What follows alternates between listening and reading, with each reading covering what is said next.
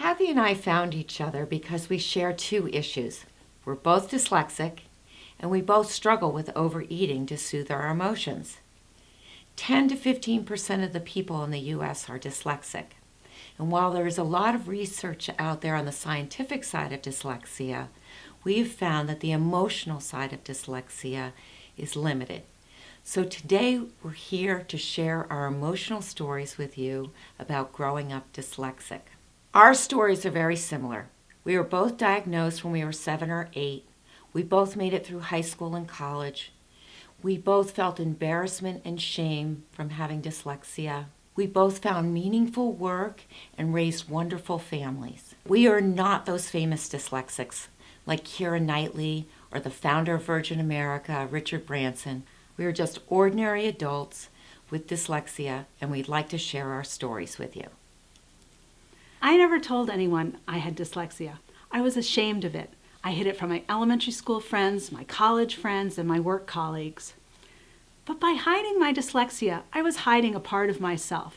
I was never fully showing up in life. I'm changing all that now. I'm sharing my story with you.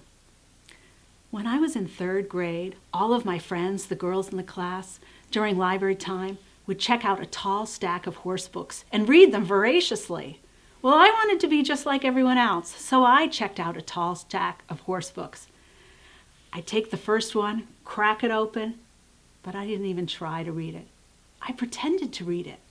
I would follow the black words on the white page till I got to the end of the line, and I'd do it again and again and again and again.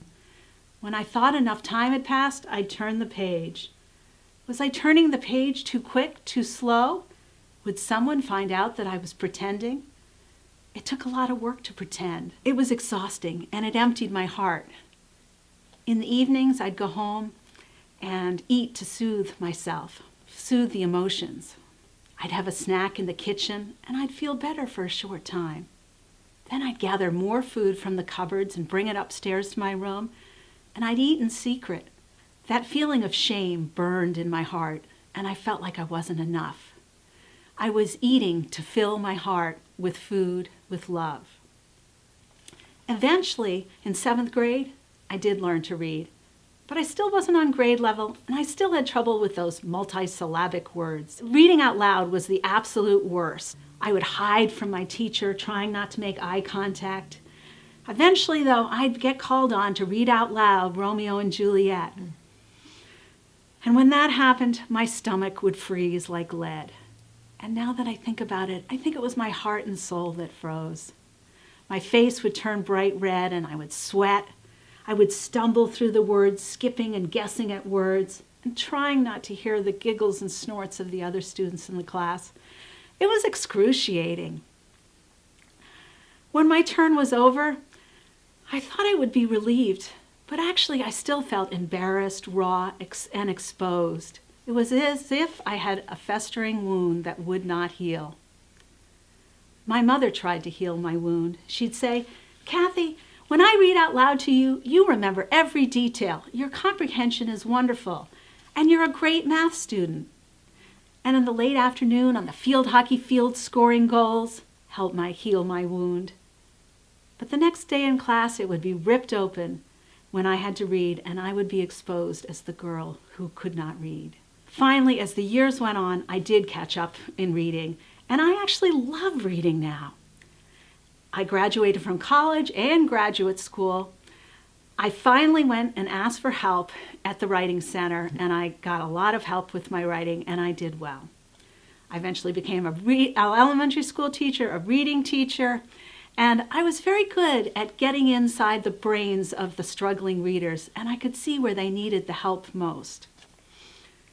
But that overeating issue kept rearing its ugly head, so I became an eating psychology coach. I now see my overeating as a signal that there's some emotion that needs to be felt. I now practice mindfulness and self-compassion instead of numbing with food. When I look back over the years, I realize there's many gifts that dyslexia has given me. I'm creative, intuitive, empathetic, determined, and I can think outside the box. all of those gifts that dyslexia has given me have helped me as an eating psychology coach and as an entrepreneur. That's my story. Kerry, I know you had a few struggles in school. Can you share? I sure did. 3 schools in 3 years. 1st grade in a public school, 2nd grade in a private school, 3rd grade in a school for alternative learning. Made growing up dyslexic really rough.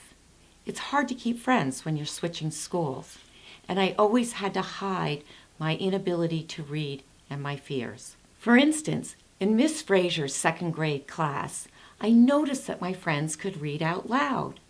I would look around the room and they could stand up and read out loud comfortably.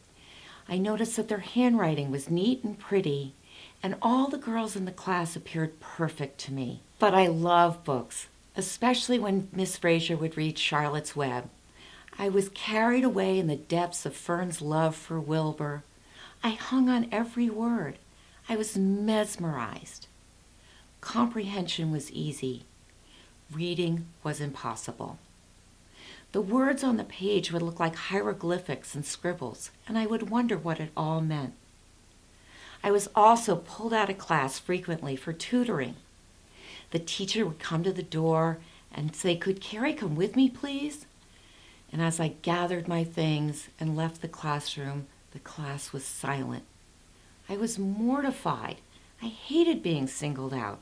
But my athletic ability saved me from complete emotional devastation.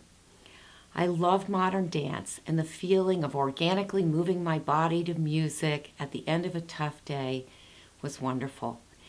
I had friends in class. They thought I was funny and a bit crazy when I would do an enormous leap. Arriving home after school, I quickly learned how to soothe my emotions. A bag full of candy. I love Reese's Peanut Butter Cups, Sugar Daddies, Twinkies, Devil Dogs, and bubble gum, to name a few. But we lived in the country, so I'd ride my horse to the local country store and load up at the end of the day.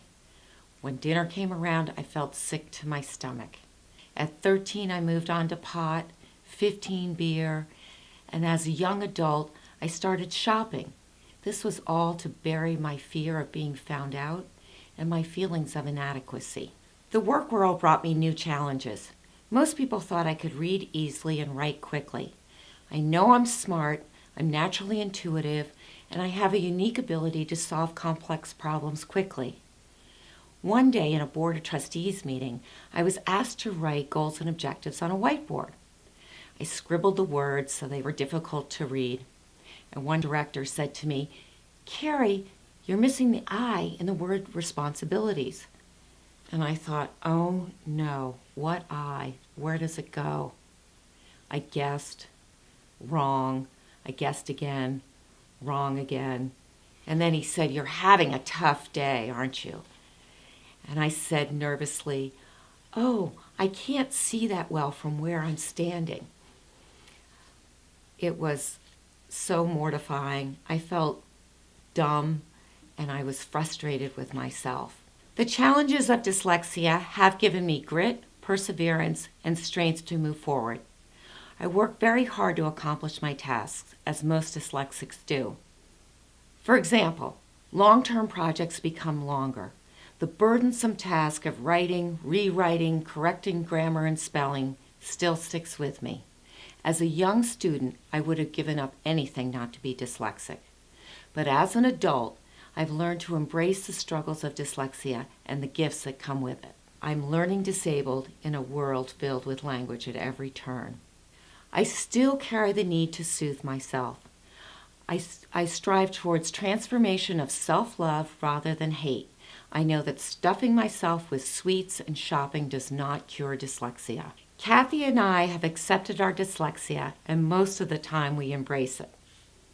For you parents who have children who have dyslexia, we wanted to share our stories with you to show you that your children will come through. They may feel embarrassment, frustration, and sadness, but these are normal feelings and it's okay. These are some suggestions we have to share with you. Let them talk about how exhausting not being able to read or spell is. Have them share with you the hardest parts of their school day. The part where they feel different and how the other kids just don't understand. Ask them if they have ever tried to hide the fact that they struggle with reading or spelling. If you are an adult with dyslexia, share your story. When we shine a light on our darkness, healing takes place. Brene Brown says, "Shame hates it when we reach out and tell our story. Shame can't survive being shared." The very act of sharing our stories has shined a light on our darkness and brings us healing. By being honest and sharing all of ourselves, we can show up more fully and give our gifts to the world.